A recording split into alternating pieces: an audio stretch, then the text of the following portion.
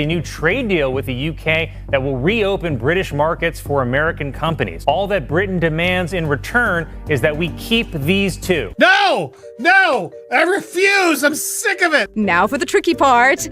Place in microwave. What is microwave? I don't think we have any of that. Meghan Markle just picked up a title nobody wants anywhere near their name, one of the most mocked public figures online and in entertainment circles. The former actress turned Duchess somehow managed to upset critics, comedians, TV hosts, and even casual viewers all at the same time. The 60 Minutes interview was a great chance to hear Harry and Meghan's story in case you missed their 2-hour sit-down with Oprah or their 6-part Netflix documentary. What started as public sympathy completely flipped, and now every late-night show seems to have Meghan and Harry somewhere in the lineup of jokes. The backlash didn't happen overnight either. People watched the interviews, the documentaries, the podcasts, the memoirs, and eventually a lot of viewers started feeling like the drama never stopped. Gone on Oprah, I didn't know. I had no idea how racist they were. It's the royal family. You didn't Google these motherfuckers? One of the loudest moments came when Chris Rock stepped in and said what many comedians were already hinting at. He didn't just crack a few jokes about Meghan, he completely tore apart the public victim narrative surrounding the royal drama. What the fuck is she talking about? She didn't know. The fuck? It's the royal family. They're the original racists.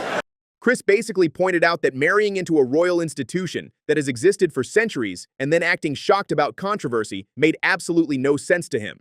He compared it to joining a chaotic organization and then pretending to be stunned when problems appear. That's like marrying into the Budweiser family and going, they drink a lot. This motherfucker's invested in slavery like it was Shark Tank.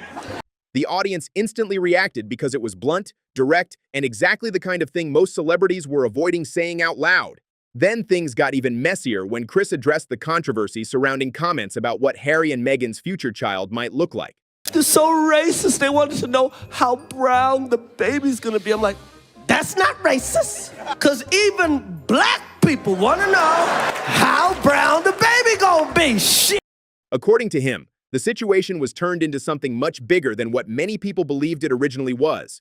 Chris argued that ordinary family curiosity got transformed into a worldwide scandal and that the drama surrounding it felt heavily exaggerated. The second he said it publicly, it was like a switch flipped in Hollywood. Suddenly, other comedians stopped holding back too, and Meghan became an open target across entertainment shows everywhere. President Trump also announced a new trade deal with the UK that will reopen British markets for American companies. All that Britain demands in return is that we keep these two. Then came Colin Jost, who was one of the earliest late-night personalities to openly joke about Meghan and Harry's situation. His comments focused on how disconnected the couple appeared from both America and Britain.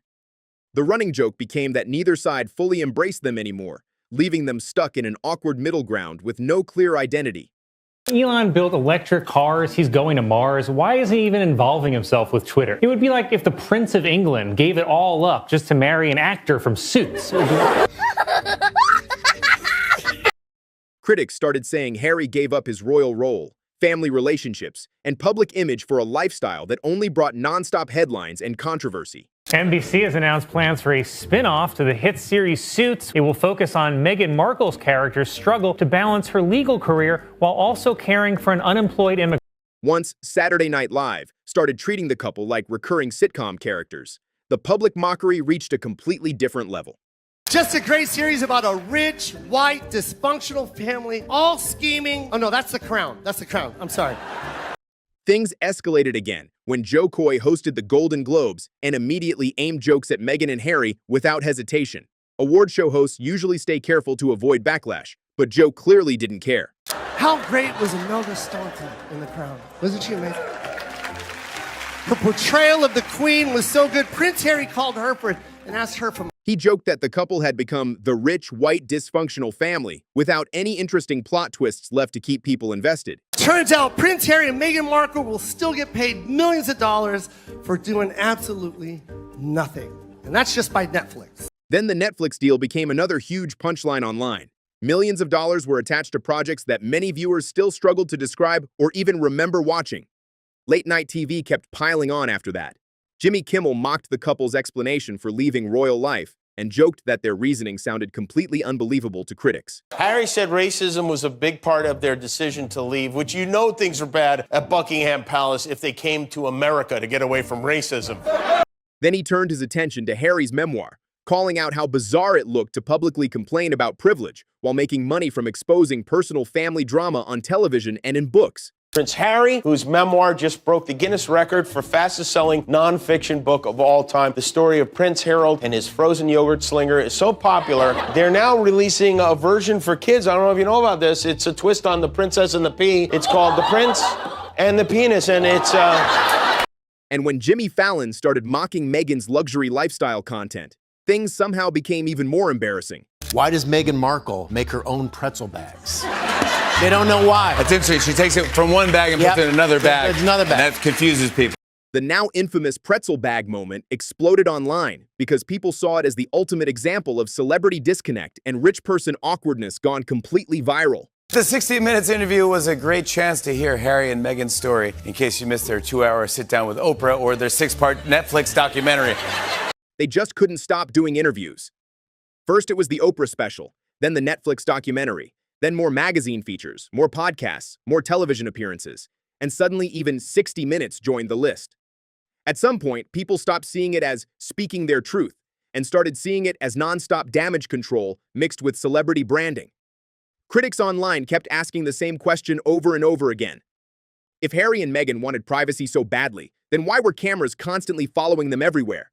That growing frustration became comedy material almost overnight, and late-night hosts wasted absolutely no time jumping in. Meghan Markle has finally revealed why she and Prince Harry call each other M and H. And he'll say M and you'll say H and your friends say M and it just is a thing. It's a thing. And do you both love it? Yes, and I like nicknames a lot. What could it be? A mystery for the ages. Stephen Colbert joined the pile-on by mocking the way Meghan and Harry referred to themselves as H and M, like they were trying to turn their marriage into some huge celebrity power brand. The nicknames came across overly polished and carefully manufactured to critics, especially because many viewers already felt disconnected from their millionaire lifestyle. Colbert leaned into the awkwardness hard, joking about how desperate the image felt while the couple continued presenting themselves as relatable outsiders. The internet instantly grabbed onto those clips, and suddenly the H&M branding became another running joke online. And I know some people are disappointed by the name Archie, but there's one person who's super excited, the Queen. Yeah, because you know for the last 9 months, she's been like, please don't be Jamal, please don't be Jamal, please don't be Jamal. Then Trevor Noah entered the conversation from a completely different angle. At first, Trevor actually defended Meghan and focused his jokes on the royal family instead. He openly mocked the monarchy's outdated image, the endless scandals surrounding the institution, and the obvious tension between tradition and modern celebrity culture. Queen summoned everyone to a private meeting. Everyone attended except Meghan Markle. And I'll be honest, I don't blame Meghan for not going, because nothing good happens when white people invite you to the countryside. We've all seen Get Out. We know how this shit ends. For a while, Trevor gave Meghan the benefit of the doubt and treated her like someone caught inside a dysfunctional system. But eventually, even his tone started changing once more footage and public appearances kept surfacing. Prince Harry really did that. At a movie premiere last year, he asked the CEO of Disney to hook his wife up with voiceovers. The turning point came when Harry was seen networking at Hollywood events and promoting Meghan to major executives. One moment especially stood out when Harry appeared to pitch Meghan for entertainment opportunities during a conversation with Disney executives. You gotta admit, the monarchy has fallen off, right? No, because back in the day, it used to be like, if you marry my daughter, I'll give you Burgundy. Trevor noticed the shift immediately and turned it into comedy gold. He joked that royal marriages used to be about political alliances, international strategy, and strengthening kingdoms across Europe.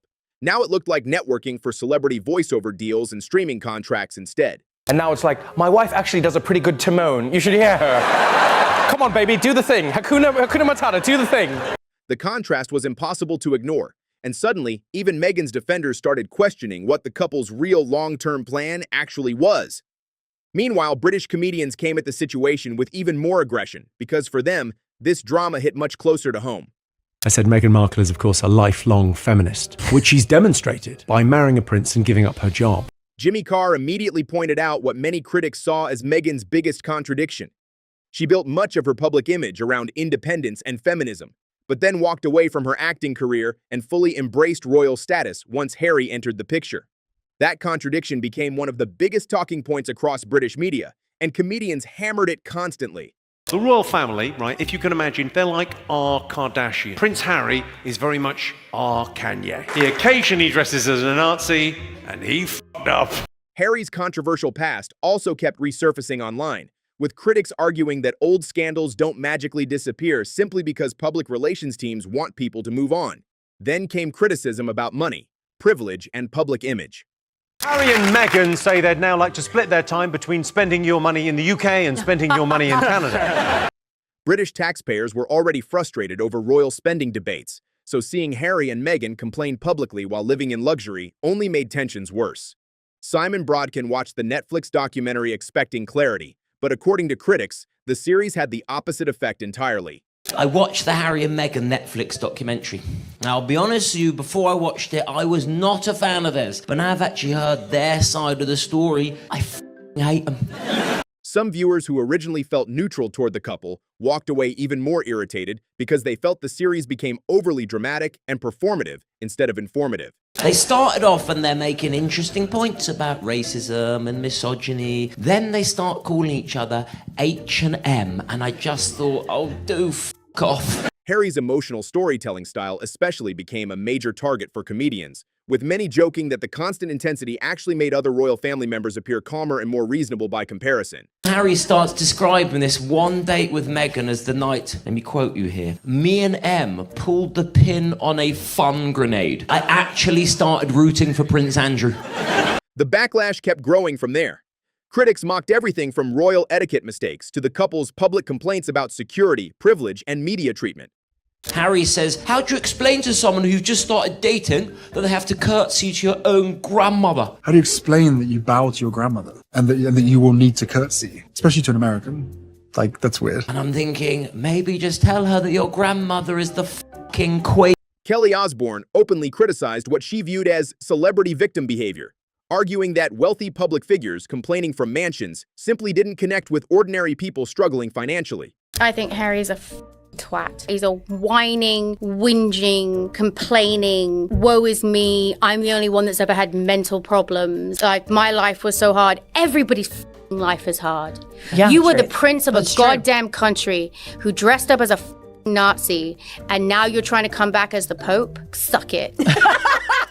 Then Bill Maher stepped in and focused on what he believed was the biggest contradiction of all, publicly saying you want privacy while constantly releasing books, interviews, documentaries, and promotional appearances about your personal life. They want it both ways. You know, you can't be, these people were so mean to us and poor us, and we don't want all this attention, and then let me write a book about how much we don't want attention. Maher argued that the late Queen Elizabeth II understood something Harry and Meghan never fully grasped. Sometimes silence creates more respect than endless public explanations ever could. They just strike me as creatures of that generation. You know, you're just fragile. Just take a hint from the Queen, the recently departed. Never complain, never explain, and rarely be heard speaking in public. Complaining about a difficult life while living in a luxury mansion in Montecito became one of the biggest reasons critics completely turned on Meghan and Harry. You're complaining about your hard life, and you're so privileged. It's just so weird. It's ridiculous. I totally agree. That disconnect between their message and their lifestyle kept coming up again and again across comedy shows, podcasts, interviews, and social media. A lot of people felt the couple wanted sympathy while still enjoying levels of wealth and celebrity most ordinary people could never even imagine. And I will not bend the knee and just go along with the nonsense. That's what's so annoying about them. The most of all, they insist that you go along with their nonsense and their insanity and their fragility. That's why when Bill Maher criticized the situation, his comments exploded online almost instantly. He basically argued that constantly demanding public understanding while living in extreme privilege was never going to land well with audiences struggling through real-life financial stress and everyday problems.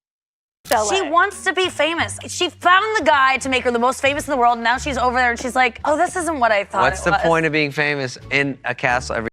Then Nikki Glaser came in with a completely different style of attack and immediately turned Meghan's relationship with Harry into comedy material.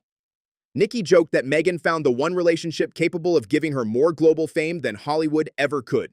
If she didn't marry him, she would be on The Bachelor this season. Fighting for Prince. She would be Megan M. from Sherman Oaks barista. She's just got lucky. Her point was simple but brutal. Before marrying Harry, Meghan was mostly known for television audiences and entertainment fans. But after the royal marriage, she became one of the most talked about women on the planet overnight. Critics online kept repeating the same idea over and over. The marriage looked less like a fairy tale romance and more like the ultimate celebrity power move. Whether fair or unfair, that narrative spread everywhere. Now, I was curious what they did with Harry and Meghan's wax figures, so I found the museum employee who's temporarily storing. Even Conan O'Brien found ways to turn Meghan and Harry into a recurring joke without even using the real couple themselves. Conan used their wax figures as part of a running comedy bit, and somehow that made the entire thing even funnier. Oliver, you have generously offered to keep the wax figures of Harry and Meghan safe. Yeah, that's correct. And if I may, I would just like to say that I'm definitely not using the wax figures for sex. The setup worked because it felt ridiculous while still being close enough to reality to sting. By that point, Meghan and Harry's public image had become so exaggerated online that even fake versions of them could generate headlines and viral clips. They are in a loving home, and I treat them better than the museum ever did. They didn't appreciate Meghan's soft hands or Harry's supple lips. Then Conan shifted focus toward Meghan's luxury jam brand and mocked the idea of selling expensive lifestyle products while still trying to present herself as relatable to ordinary people. Yes. And he's like, no, I really am a middleman for jars of jam. He works for Meghan Markle. Yes. Really tiny jams, harvestable jams. Yes, exactly. Made from the oils of Montecito. Critics instantly called it another example of celebrity disconnect wrapped in polished branding. Things became even more serious once John Oliver joined the criticism. I don't think they will change because I don't think they have the capacity to, but they obviously should. John Oliver usually approaches celebrity controversies carefully and analytically, which made his comments hit even harder with audiences. When someone known for being measured starts openly questioning your public image, people notice fast. Oliver reportedly suggested that Meghan and Harry kept repeating the same patterns over and over again, despite public backlash. So let me start with you, sir. You've lived a life with the royal family, you've had everything handed to you, but you say your life has been hard, and now you've written all about it in your new book, Where? According to critics, it wasn't just about one interview or one bad project anymore. It became about constant contradictions between what they said and what they actually did publicly. And then the internet completely took over. Once animated shows entered the conversation, Meghan and Harry officially became permanent pop culture meme material. We just want to be normal people. All this attention is so hard. Isn't it true, sir, that your questionable wife has her own TV show and hangs out with celebrities and does fashion magazines? South Park released an episode openly mocking celebrity hypocrisy, and viewers instantly connected the storyline to Harry and Meghan. The episode turned Harry's memoir into a giant joke about wealthy public figures demanding privacy while constantly seeking media attention at the exact same time. What are you suggesting? Well, I just think some people might say that your Instagram-loving wife actually doesn't want her privacy. How dare you, sir? My Instagram-loving wife has always wanted her privacy. That contradiction became the center of the entire parody. Magazine covers, interviews, documentaries, speaking tours. Critics kept pointing at all of it while asking how any of that matched the idea of wanting a quiet, private life. To hell with Canada! We are leaving! We'll go find some quiet place where we can be normal people! Come on, wife! We want privacy! We want privacy! The animated roasting didn't stop there either, because Family Guy soon joined in with its own version of the mockery. Netflix deals, sponsored partnerships, celebrity branding, and influencer-style projects all became easy targets for comedy writers across Hollywood. The streaming contracts especially became one of the biggest punchlines in entertainment, because people kept joking that millions of dollars were attached to projects audiences still couldn't clearly describe. Look at this town. There's just something about it. Oh, darling, I think this might be the place. It's so quiet and empty here. If we moved here, then people would think we're really serious about wanting to be. Critics argued the couple went from royal responsibilities to full-blown celebrity influencer culture almost overnight. Sir, your millions from Netflix for no one knows what. Put it with the rest of them. Then things took an even darker turn when Spitting Image created some of the harshest Meghan parodies yet. Rumors later spread online claiming certain clips became difficult to find after backlash and possible legal concerns. though those claims were never fully confirmed publicly. I'm Meghan Sussex, and I'm a good person. And I'm meeting another good person today, the wonderful Ariana Grande. Oh my god, Meghan, you're such a good person. Yes, that's why I'm going to talk to you like you're an idiot. The sketches mocked what critics viewed as Meghan's overly polished public persona, portraying her as someone constantly trying to appear humble, while also presenting herself as morally superior to everyone around her. That mix of self-importance and performative relatability became one of the central themes comedians kept targeting again and again. Their Netflix-style lifestyle image got mocked even harder once the puppet sketches started parodying Meghan's luxury branding obsession. I'm preparing my guests some soul food that my British husband calls a packet of crisps. Can be a tricky dish to master, especially when a packet is being a fucking bitch. Oh my god, you've been knocked down by the crisps. So vulnerable. I love it. I'm just down here holding space. And now, the finishing touches. A flower. One of the funniest moments showed soul food being presented as nothing more than a bag of crisps with flowers placed around it like it was some revolutionary wellness experience. That joke landed because critics already felt Meghan had a habit of taking completely ordinary things and repackaging them as deep, premium lifestyle wisdom. Like and subscribe to learn how to breathe, how as a finishing touch sticking flowers on anything means you made it with love, and I share the secret to a happy marriage. Fuck's sake, H! Don't make me get the electric collar out! Sorry, love. I think my arm's gone dead. Suddenly, everything became about candles, flowers, breathing exercises, handwritten notes, curated baskets, and turning basic daily routines into expensive-looking content for wealthy audiences. The satire practically wrote itself.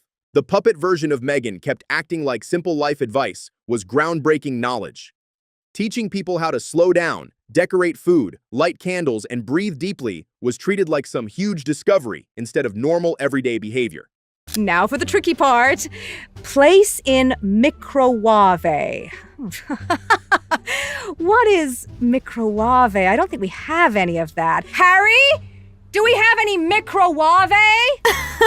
It's a microwave, silly. Don't talk to me like that, you bitch! I'm a fucking duchess! Shake that off! Oh. Critics online joked that the entire brand became about monetizing ordinary life and presenting it as elite self-care culture. That's why the parody exploded online so quickly. It exaggerated what many viewers were already thinking in the first place. Then the sketches became even more controversial once they started portraying tension between Meghan and Harry behind the scenes. The puppet satire showed Harry constantly looking confused, passive, or controlled, while Meghan appeared focused on building media deals, branding opportunities, and celebrity influence. Whether accurate or not, the exaggerated power dynamic became one of the biggest talking points surrounding the sketches because viewers felt it reflected public criticism that had already been circulating online for years. In California, we're just a regular couple living close to Oprah and far from the paparazzi. Woo! But not too far. The puppets managed to say indirectly what many comedians had been hinting at directly for months. The satire also mocked the couple's complicated relationship with privacy. Living near major celebrities, staying connected to powerful Hollywood circles, appearing in documentaries, interviews, and magazine shoots, while still publicly criticizing media attention, became one of the central contradictions critics kept pointing out again and again. The sketches leaned heavily into that irony, showing Harry and Meghan supposedly wanting peace and quiet, while cameras somehow always remained nearby whenever a new project launched. That contrast became comedy gold for satirists everywhere. And then rumors started spreading online that some of the harsher parody clips became difficult to find afterward. Nothing was ever officially confirmed, but speculation exploded across social media, with some people believing outside pressure may have influenced certain content disappearing. The best thing is, no more following Granny's rules. Don't wear your pants on your head, Harry. Don't bath on the butler, Harry. If I want to play polo in my living room, who's gonna stop me? Stop that! Right away. Other viewers argued it was simply copyright issues or standard platform moderation. Either way, the mystery only made people more curious, and suddenly the clips became even more talked about than before. The internet always reacts the same way when something appears hidden. People become desperate to track it down immediately. And honestly, trying to silence satire usually backfires anyway. The more criticism gets pushed away, the more attention it receives online. That's exactly why shows like South Park became impossible to ignore once they entered the conversation. Their audience was simply too massive for the controversy to disappear quietly. So those were some of the wildest celebrity and comedy moments aimed at Meghan Markle over the past few years. Some viewers think the roasting was completely deserved, while others believe certain comedians pushed things way too far. Either way, the internet clearly has strong opinions about Meghan and Harry, and the debate isn't slowing down anytime soon. Drop a comment and let me know which celebrity roast shocked you the most, and who you want me to cover next. And don't forget to subscribe to Crown Clash because I upload the freshest royal family news and celebrity drama every single day.